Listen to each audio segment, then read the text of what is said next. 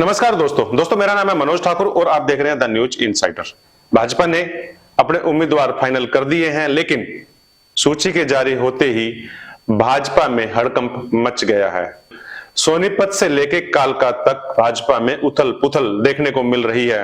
इतना ही नहीं, हिसार में भी भाजपा में भारी असंतोष देखा जा रहा है और इसकी बड़ी वजह यह है कि ऐसे कई दावेदारों को टिकट में अनदेखी कर दी गई है या उनकी टिकट काट दी गई है या उनके नाम पर विचार नहीं किया गया, जो अपने आप को टिकट का प्रबल दावेदार मान रहे थे। सोनीपत में कविता जैन को बीजेपी ने टिकट नहीं दिया और कविता जैन ने अब बगावती तेवर अपना लिए हैं। वह कार्यकर्ताओं के बीच में रोई और उनके आंसू बहुत कुछ कह गए, यानी कि अब वो अपनी दूसरी राह तलाश रही हैं। उनकी कोशिश है कि उन्हें कोई प्रमुख पार्टी टिकट दे दे। अगर उन्हें टिकट नहीं मिलता तो वह आजाद उम्मीदवार के तौर पर चुनाव लड़ेंगी। यह लगभग उन्होंने तय कर लिया है। हालांकि अभी उन्होंने इस बारे में अपना फाइनल निर्णय नहीं लिया, लेकिन उनके तेवर बता रहे हैं कि वो अब मुखर होकर बीजेपी के खिलाफ खड़े होने का मन बना चुकी हैं। इससे कुछ आगे आए तो करनाल में तो एकदम से घमासान मचा हुआ है और करनाल में जो स्थिति है, करनाल में जिस तरह से बीजेपी ने मेयर रेणु बाला गुप्ता की अनदेखी की है, इस वजह से अब करनाल में बीजेपी में भारी बगावत देखने को मिल रही है। रेणु बाला गुप्ता और ब्रिज गुप्ता बीजेपी के लिए यहां पर सबसे प्रमुख और सबसे मजबूत दावेदार माने जा रहे थे। रेणु बाला गुप्ता करनाल में 2 बार मेयर रह चुकी हैं और उनका कार्यकाल बेहद शानदार रहा है। यहां से जब भी बीजेपी चुनाव लड़ने आई, रेणु बाला गुप्ता हमेशा ही पार्टी के आगे आगे चलते हुए पार्टी के उम्मीदवारों को जिताने का काम किया। चाहे वह मनोहर लाल खट्टर हो। जब मनोहर लाल खट्टर 2014 में करनाल में आए थे तो उनका सबसे पहले अगर किसी ने आगे बढ़कर स्वागत किया था तो वो ब्रिज गुप्ता और रेणु बाला गुप्ता थे।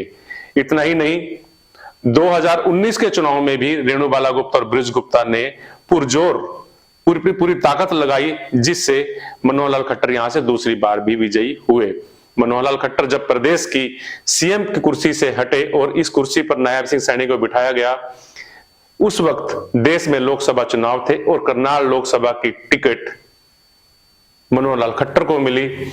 मनोहर लाल खट्टर को जिताने में फिर इस गुप्ता परिवार ने अपनी पूरी ताकत झोंक दी, अपनी पूरी राजनीतिक करियर को दांव पे लगाते हुए अपनी पूरी राजनीतिक विरासत मनोहर लाल खट्टर के सामने रख दी और परिणाम यह निकला कि मनोहर लाल खट्टर यहां से जीतकर दिल्ली पहुंचे और दिल्ली में उन्हें मंत्री पद से भी नवाजा गया। इतना ही नहीं,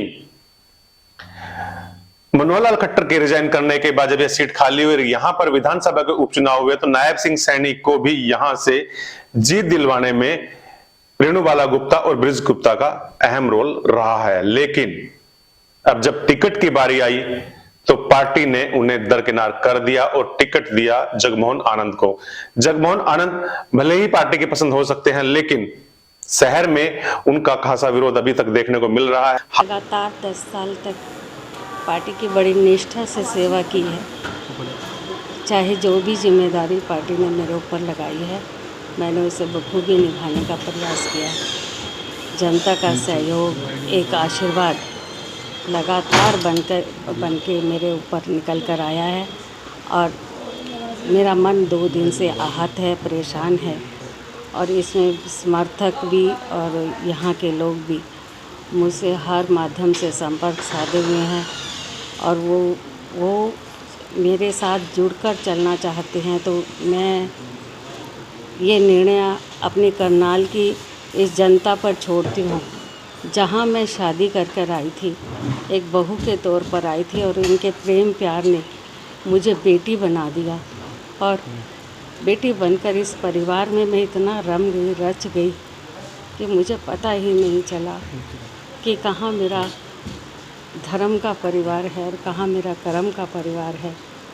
और इसमें इतने तालमेल में जो लोगों का प्रेम प्यार मिला है, उसके ऊपर मैं ये फैसला छोड़ती हूँ।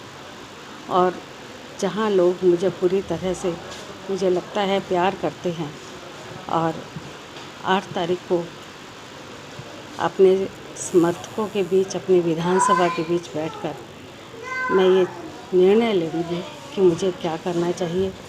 और उनके ही चरणों में ये प्रार्थना करती हूँ कि जो भी आपका निर्णय मेरे प्रति हो, यदि आप सच्चे भाव से करेंगे तो मैं उस पर आज भी मेरे समर्थक, मेरे जो परिवार के सदस्य हैं, मेरे ऊपर विश्वास जताएंगे तो मैं पूरी निष्ठा से उसे निभाऊंगी। हालांकि यह शुरुआती रुझान है। शुरुआती रुझान में जब टिकट कटती है, टिकट इस तरह के थोड़े बहुत बगावती सुर नजर आते हैं जो बाद में धीरे धीरे धीमे पड़ सकते हैं। अब यह जगमोहन आनंद तय करेंगे कि यह बगावती सुरों को कितना अपने फेवर में बदल पाते हैं। उनके ऊपर बड़ी जिम्मेदारी आ गई है। जगमोहन आनंद पर कई तरह की जिम्मेदारी एक साथ आ गई। उन्हें न सिर्फ अब पार्टी की उम्मीदों पर खरा उतरना है, बल्कि उनके सामने चुनौती यह है कि वह पूरी भाजपा को एकजुट करते हुए मतदाताओं के बीच में अपनी पकड़ कैसे मजबूत बनाएंगे। करनाल के राजनीतिक समीक्षकों का मानना है कि बीजेपी ने टिकटों में जिस तरह से जो दांव लगाया है, वह दांव बीजेपी पर भारी पड़ने वाला है। और कुछ समीक्षक तो यहां तक कह रहे हैं कि बीजेपी की नाव में काफी छेद हो गए हैं और वह छेद शायद ही भरे जाएं। जो छेद भरने वाले थे या जो छेद भरने वाले कार्यकर्ता या सीनियर लीडर थे, वो पार्टी से अभी आज की तारीख में विमुख नजर आ रहे हैं। यानी कि बीजेपी की जो सियासी नाव है वो डगमगाती हुई कहीं ना कहीं नजर आ रही है। लेकिन अभी शुरुआती बात है, जैसे कि हमने कहा था कि ये शुरुआती तेवर हैं, इसलिए इस पर किसी भी तरह की टिप्पणी करना जल्दबाजी होगा। लेकिन इतना तय है कि जिस तरह से बीजेपी में जो हालात बने हुए हैं वो बीजेपी के लिए कतई शुभ संकेत नहीं है। इंद्री से कर्णदेव कंबोज ने बागी रास्ता अपना लिया है। उन्होंने ऐलान कर दिया कि वह रादौर से और इंद्री से पार्टी उम्मीदवार को हराने का काम करेंगे। इस तरह के उन्होंने तर्क दिए हैं। देखना यह होगा कि कर्णदेव कंबोज अब आगे क्या रास्ता अपनाते हैं। अगर कर्णदेव कंबोज इसी तरह से अपनी बात पर अड़े रहे तो निश्चित ही बीजेपी के लिए इंद्री सीट भी मुश्किल भरी हो सकती है। यानी कि इंद्री में भी बीजेपी को मुश्किल आ सकती है। और इसके साथ साथ रादौर में भी कहीं ना कहीं किसी न किसी स्तर पर कर्णदेव कंबोज कुछ ना कुछ गड़बड़ कर सकते हैं, जिससे बीजेपी को नुकसान हो सकता है। इससे थोड़ा आगे चलें तो कालका में लतिका शर्मा ने पार्टी के खिलाफ मोर्चा खोल दिया है, क्योंकि यहां से भी लतिका शर्मा का टिकट कट गया है। सुधारने की कोशिश की, मैंने कहा नहीं, हार की कोई बात नहीं। मेरे को मेरे हस्बैंड ने भी कहा कि तू दिल्ली चल, मैं नहीं गई। मैं नहीं चाहती, मैं आपके लोगों की, मैं आज सुबह से भी ना, जब मैं जिसके फोन सुन रही थी, जो फोन करता है। हिसार में सावित्री जिंदल ने पार्टी के खिलाफ, बीजेपी के खिलाफ विद्रोह का बिगुल बजा दिया है।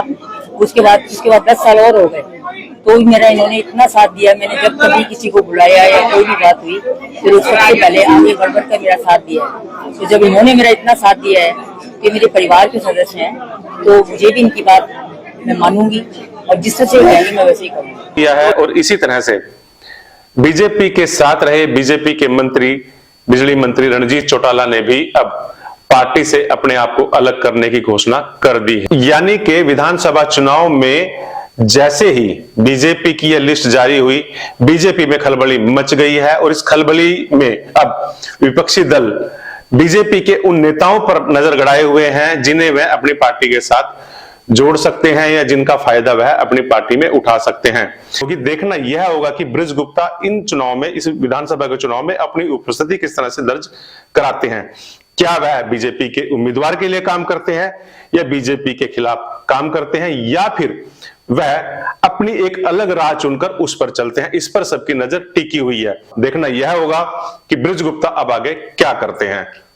उम्मीद है आपको हमारा यह वीडियो पसंद आया होगा। आपसे आग्रह है कि आप हमारे चैनल को लाइक करें, सब्सक्राइब करें और इसी तरह से हमारे साथ जुड़े रहें, ताकि आपको नई और नवीनतम जानकारी मिलती रहे। धन्यवाद। जय हिंद।